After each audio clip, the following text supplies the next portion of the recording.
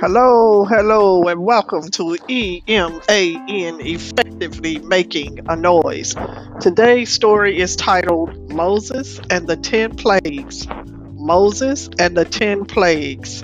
It's coming from Exodus chapter 7, verse 1 through chapter 10, verse 29. Today, instead of a testimony from a teenager, we actually going to have a set of fun facts. Stay around, listen good, because that will be one of our questions imposed for today.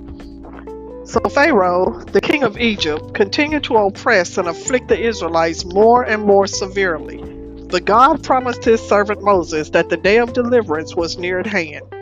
God instructed Moses and Aaron to go and stand before Pharaoh and to demand of him, in the name of the Lord, that he let the people of Israel go out of his land.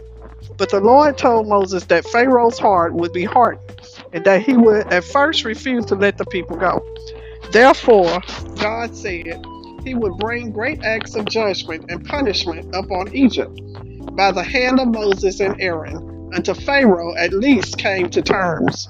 These great acts of judgment are known as the 10 plagues, which means something bringing suffering to a large number of people of Egypt. First was the plague of blood. Moses met Pharaoh by the bank of the river Nile and said to him, "Thus says the Lord, by this you shall know that I am the Lord. Behold, I will strike the waters that are in the rivers now with the rod that is in my hand, and they shall be turned to blood, and the fish in the water shall die, and the water shall become polluted, and the Egyptians will loth to drink water from the river." Moses and Aaron did as the Lord commanded, and the river was turned to blood.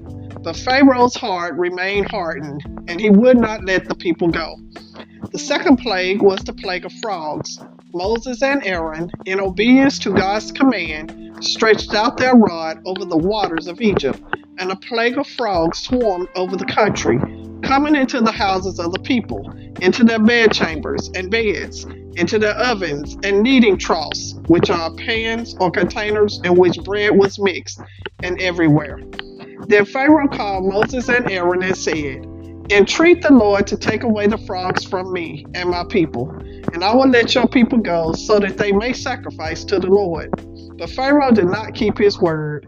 When the plague of frogs was removed, he still would not let the people go. The third act of judgment was the plague of lice. The Lord said to Moses, "Stretch out your rod and strike the dust of the earth, so that it may become lice throughout all the land of Egypt." When this was done, there came great numbers of lice on man and beast throughout all the land of Egypt. But still Pharaoh would not listen to Moses and Aaron, even as the Lord had said. The fourth plague was the sending of swarms of flies into the houses of the Egyptians and upon all their people. But the plague of flies did not come upon the Israelites in the land of Goshen. This time Pharaoh said he would let the people go 3 days' journey into the wilderness to sacrifice to the Lord if the plague were removed. Moses prayed to the Lord, and the Lord removed the swarm of flies from Pharaoh and his people. But Pharaoh hardened his heart this time also, and did not let the people go. The fifth plague fell upon the cattle of Egypt. Moses spoke to Pharaoh in the name of the Lord, saying, "The hand of the Lord will fall upon your cattle, which are in the fields, upon the horses, the asses, which are donkeys, the camels, the oxen, and the sheep. And there shall be a very severe plague of murrain, which is a disease of cattle." And on the next day the Lord did this thing. All the cattle of the Egyptians died, but of the cattle of the Israelites not one died. But Pharaoh still stubbornly refused to let the people go. The sixth plague came upon the Egyptians in the form of bulls. The Lord said to Moses and Aaron, "Take handfuls of ashes from the furnace, and let Moses throw them toward heaven in the sight of Pharaoh. And it shall fall as fine dust all over the land of Egypt, and shall become a plague of boils breaking out in sores on man and beast throughout all the land of Egypt." This came to pass as the Lord had said, and great was the suffering of man and beast from these sores. But Pharaoh was not yet ready to listen to the word of Moses and Aaron. The seventh plague was a severe hailstorm upon the land of Egypt. The Lord directed Moses to say to Pharaoh, "You continue to exalt yourself against my people, and will not let them go." And the Lord said to Moses, "Stretch forth your hand toward heaven, so that there may be hail in all the land of Egypt, upon man and upon beast, and upon every plant in the fields, throughout the land of Egypt." Then Moses did as he was commanded, and the Lord rained hail and fire upon the land of Egypt. There was very heavy hail, and fire mingled, which means it mixed with the hail, such as had not been seen in all the land of Egypt since it had become a nation. The hail struck throughout all the land of Egypt and slashed down everything that was in the fields, both man and beast.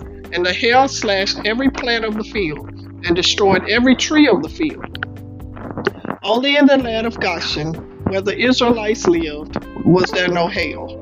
Again, Pharaoh showed signs of repentance and made other false promises.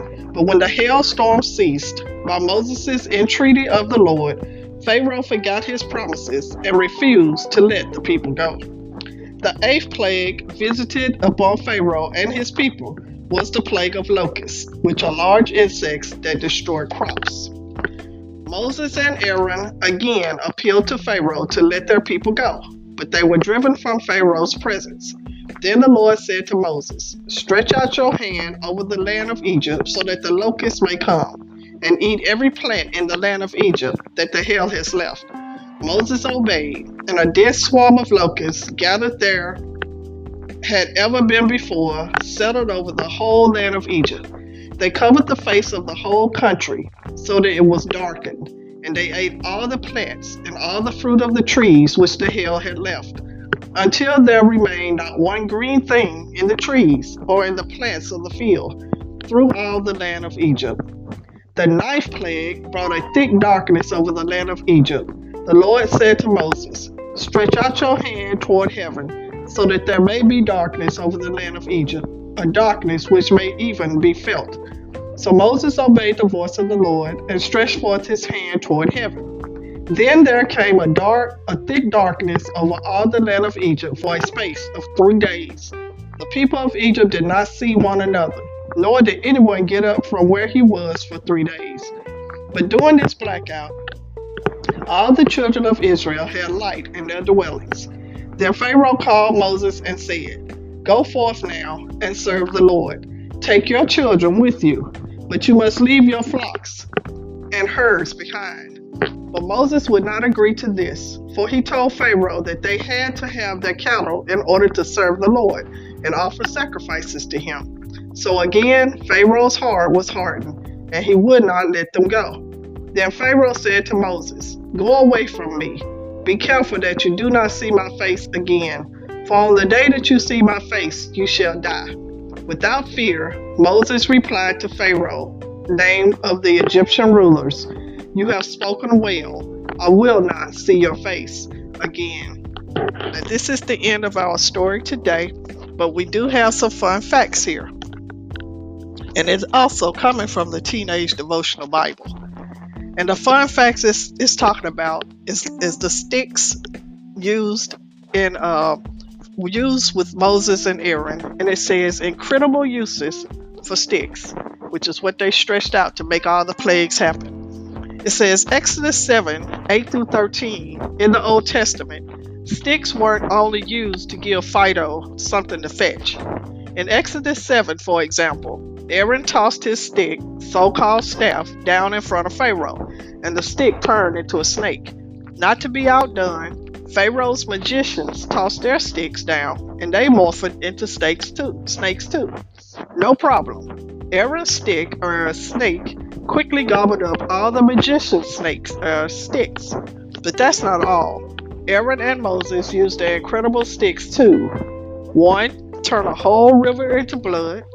2. Create a major frog infestation. 3. Cause zillions of gnats to buzz into town. 4. Stir up a killer hailstorm. 5. Blow in a big-time locust invasion. 6. Make a dry road right down the middle of the sea. And 7. Bring drinking water out of a dry old rock. And you thought sticks were just for toasting s'mores. this is a fun fact. If you have any comments or questions on this episode, please leave them in the comment section if applicable, or send me an email at emanradiochatter@gmail.com. That's the end of our story today. Everyone have a wonderful and safe weekend. And this is the end. Peace.